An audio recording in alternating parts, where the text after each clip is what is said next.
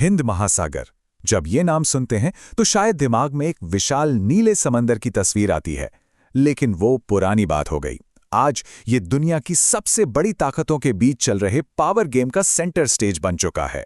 तो चलिए इस बेहद पेचीदा शतरंज के खेल को समझने की कोशिश करते हैं, जहां हर एक चाल पूरी दुनिया के लिए मायने रखती है। तो सवाल यही है कि ये असल में है क्या? सिर्फ एक शांत नीला समंदर, या फिर 21वीं सदी की जियोपॉलिटिक्स का वो धधकता हुआ केंद्र जहां सारे समीकरण बन और बिगड़ रहे हैं? आइए देखते हैं कि कैसे ये शांत दिखने वाला महासागर दुनिया की सबसे बड़ी ताकतों के टकराव का मैदान बन गया। देखिए, पहले हिंद महासागर को बस एक रास्ता, एक ट्रांजिट जोन माना जाता था, मतलब जहां से जहाज गुजरते थे। लेकिन अब ये एक प्रतिस्पर्धी राजनीतिक स्थान बन चुका है, एक ऐसा अखाड़ा जहां हर कोई अपनी धाक जमाना चाहता है। जरा इस पूरे इलाके के स्केल को समझिए। ये सिर्फ पानी का फैलाव नहीं है, यहाँ 33 देश हैं और इन देशों में रहते हैं लगभग 2.9 अरब लोग। ये सब एक साझा समुद्री किस्मत से जुड़े हैं और ये किस्मत अक्सर विवादों से घिरी रहती है। और हाल ही में 2025 और 2026 में जो कुछ हुआ, उसने तो यहाँ खेल के सारे नियम ही बदल दिए हैं। अब पोर्ट्स या कनेक्टिविटी प्रोजेक्ट्स सिर्फ इकोनॉमी का हिस्सा नहीं रहे, बल्कि ये मिलिट्री पावर और डिप्लोमेसी के धारदार हथियार बन चुके हैं। अब बात करते हैं पैसे की, इकोनॉमी की, क्योंकि इस सारी भू राजनीतिक खींचतान की जड़ में हिंद महासागर की जबरदस्त आर्थिक अहमियत है।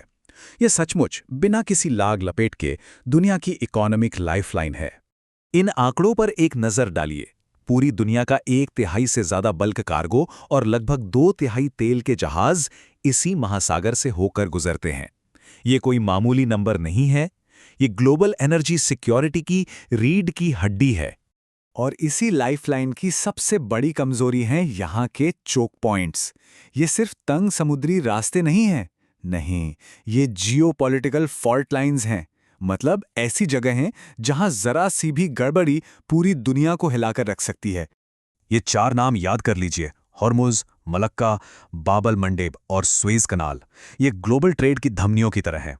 इनमें से किसी एक में भी रुकावट आ जाए तो समझिए दुनिया की सप्लाई चेन का दम घुट जाएगा। इसका एक सटीक उदाहरण है 2026 का हॉर्मुज संकट। जब अमेरिका इजराइल के हमलों के जवाब में ईरान ने इस रास्ते को बंद करने की कोशिश की तो नतीजा क्या हुआ? इतिहास में तेल सप्लाई की सबसे बड़ी रुकावट पैदा हुई और पूरी दुनिया में तेल की कीमतें आसमान पर पहुंच गईं। और बाबल मंडेब में हूती विद्रोहियों के हमलों को भला कौन भूल सकता है?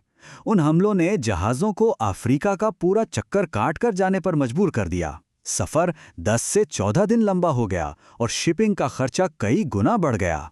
चलिए अब आते हैं इस महाखेल के 2 सबसे बड़े खिलाड़ियों पर।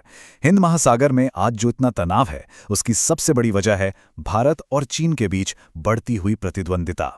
यहां 2 बिल्कुल अलग रणनीतियां आपस में टकरा रही हैं। एक तरफ है चीन की स्ट्रिंग ऑफ पर्ल्स। इसके तहत वो पाकिस्तान के ग्वादर से लेकर श्रीलंका के हम्बनतोटा तक पूरे समंदर में अपने मोतियों यानी पोर्ट्स का एक जाल बिछा रहा है। भारत इसे अपनी रणनीतिक घेराबंदी की तरह देखता है।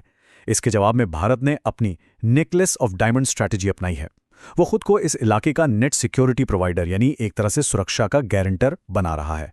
इसका मतलब यह है कि समुद्री डकैती से लड़ने से लेकर किसी आपदा में मदद पहुंचाने तक भारत इस पूरे क्षेत्र की सुरक्षा की जिम्मेदारी लेने को तैयार है। और ये सिर्फ बयानबाजी नहीं है, इसके पीछे असली मिलिट्री ताकत है। चीन के पास 350 से ज्यादा शिप्स और 70 से ज्यादा पनडुब्बियां हैं। लेकिन भारत भी शांत नहीं बैठा है, वो भी अपनी नेवी को तेजी से मॉडर्न बना रहा है। और हाँ, इस खेल में अमेरिका और फ्रांस जैसी बाहरी ताकतें भी अपनी मजबूत मौजूदगी बनाए हुए हैं। और देखिए, ये खेल सिर्फ भारत और चीन के बीच ही नहीं है। क्वाड और ऑकिस जैसे नए गठबंधन इस पूरे इलाके के सिक्योरिटी के समीकरणों को फिर से लिख रहे हैं। इससे पूरी शतरंज की बिसात और भी ज्यादा पेचीदा हो गई है। लेकिन एक मिनट, क्या ये पूरी लड़ाई सिर्फ समंदर की सतह पर जहाज़ों और बंदरगाहों तक ही सीमित है? असल में एक और लड़ाई चल रही है, एक ऐसी लड़ाई जो हमारी नज़रों से ओझल है, जो लहरों के नीचे और उससे भी कहीं आगे लड़ी जा रही है। तो सोचने वाली बात यह है कि क्या हम सही जगह देख भी रहे हैं? क्या असली एक्शन समंदर की सतह पर ही हो रहा है? शायद नहीं। जरा बाबल मंडेब चोक पॉइंट के नीचे की दुनिया की कल्पना कीजिए। यहाँ से समंदर के नीचे जो फाइबर ऑप्टिक केबल्स गुजरती हैं वो दुनिया का 17 से 20% इंटरनेट ट्रैफिक संभालती हैं। सोचिए, यहाँ जरा सी भी छेड़छाड़ का मतलब क्या होगा। ग्लोबल डिजिटल इकोनॉमी और फाइनेंशियल मार्केट्स के लिए एक बहुत बड़ा खतरा। और अब एक बिल्कुल नई दौड़ शुरू हो गई है, गहरे समंदर में छिपे खजाने की। समुंदर की गहराइयों में कोबाल्ट और निकल जैसे बेशकीमती मिनरल्स हैं जो इलेक्ट्रिक गाड़ियों और ग्रीन एनर्जी के भविष्य के लिए बेहद जरूरी हैं। और दांवों पर क्या है? चीन का इन पर लगभग 90% कंट्रोल है। इसलिए अब पश्चिमी देश और भारत हिंद महासागर के तल में इन खनिजों को निकालने की होड़ में है। ये एक तरह का टेक कोल्ड वॉर है जो समंदर की गहराइयों में लड़ा जा रहा है। और इन सब के ऊपर मंडरा रहा है क्लाइमेट चेंज का खतरा। ये सिर्फ एक पर्यावरण का मुद्दा नहीं है, नहीं, ये एक सिक्योरिटी मल्टीप्लायर है।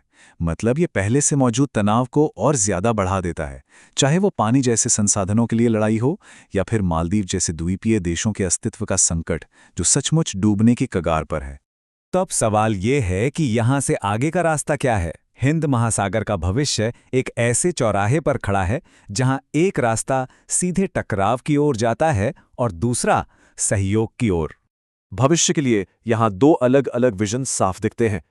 एक तरफ है चीन का बेहद महत्वाकांक्षी बेल्ट एंड रोड इनिशिएटिव जो दशकों से इस इलाके पर हावी है, और दूसरी तरफ है Bharat middle east Europe economic corridor यानी आईमैक, जो एक लोकतांत्रिक विकल्प के तौर पर उभर रहा है ताकि खतरनाक चोक पॉइंट्स पर निर्भरता को कम किया जा सके। तो आगे का रास्ता शायद इन चीजों पर टिका हो सकता है। पहला, चोक पॉइंट्स की सुरक्षा के लिए सबको मिलकर काम करना होगा।